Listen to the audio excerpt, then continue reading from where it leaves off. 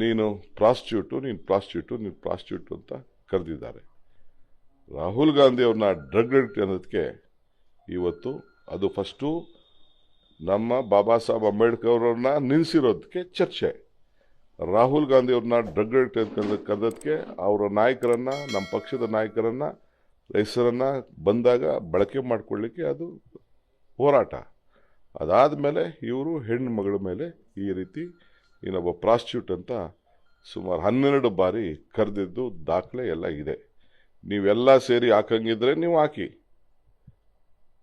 ಎಲ್ಲ ನಿಮ್ಗೆ ದಾಖಲೆ ಇಲ್ಲ ಅಂದ್ರೆ ದಾಖಲೆ ನಾನೇ ಕೊಡ್ತೀನಿ. We have collected.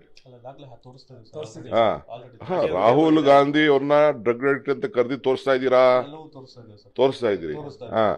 ಅದನ್ನ ಫಸ್ಟು ನೀವು ಯಾಕಾಯ್ತು ಇದು ಬಾಬಾ ಸಾಹೇಬ್ ಅಂಬೇಡ್ಕರ್ ಅವ್ರಿಗೆ ಅಮಿತ್ ಶಾ ಅವ್ರು ಮಾತಾಡಿದಂಥ ಮಾತು, ಅದನ್ನ ರಕ್ಷಣೆಗೆ ಆ ವಿಚಾರದಲ್ಲಿ ಹೋರಾಟವನ್ನ ಮಾಡ್ತಾ ಇದ್ರು.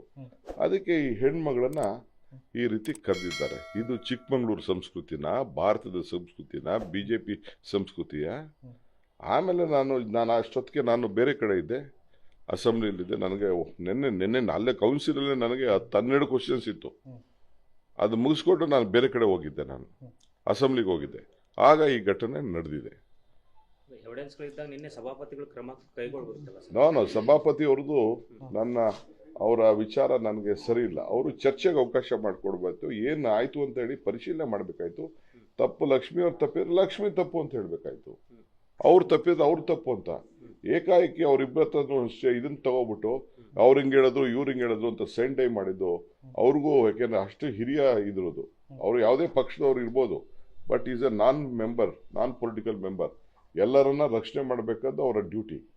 ಅದು ಕೂಡ ಸರಿ ಇಲ್ಲ. I have great respect for him.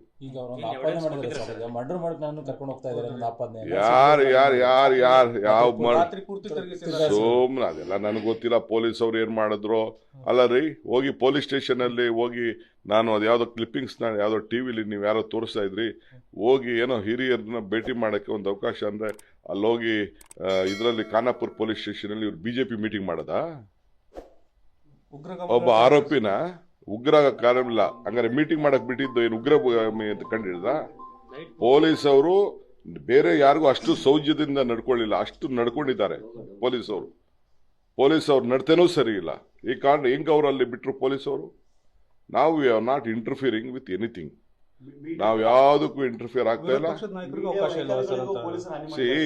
ನೋಡ್ರಿ, ಫ್ಯಾಮಿಲಿ ಮೆಂಬರು ಯಾರು ಹೋಗಿ ಭೇಟಿ ಮಾಡಿ, ವಿರೋಧ ಯಾರು ಒಬ್ರೋ ಇಬ್ರೋ ಭೇಟಿ ಮಾಡಿದ್ರೆ ಒಳಗಡೆ ಮೀಟಿಂಗ್ ಮಾಡ್ತಾ ಇದ್ದಾರೆ.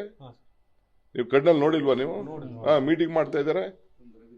ಏನ್ ಅವ್ರನ್ನ ಬಂಧಿಸ್ತಾ ಇದಾರೆ, ಏನ್ ಕೊಲೆ ಮಾಡ್ತಾ ಇದಾರೆ ಅವ್ರನ್ನ? ಸದ್ಯ ಪುಣ್ಯ ಆ ಲಕ್ಷ್ಮೀ ಹೆಬ್ಬಾಳಕರ್ ಕ್ಷೇತ್ರದಲ್ಲಿ ಇರೋದು.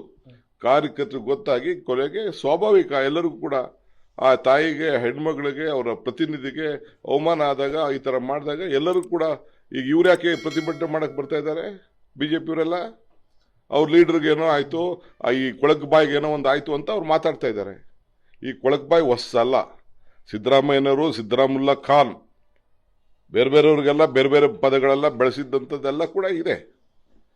ಇದು ಅದು ಚಿಕ್ಕಮಗಳೂರವರು ಇಂಥ ಸಂಸ್ಕೃತಿ ಒಬ್ಬನೇ ಇಂಥ ಅರಕಲು ಬಾಯಿ.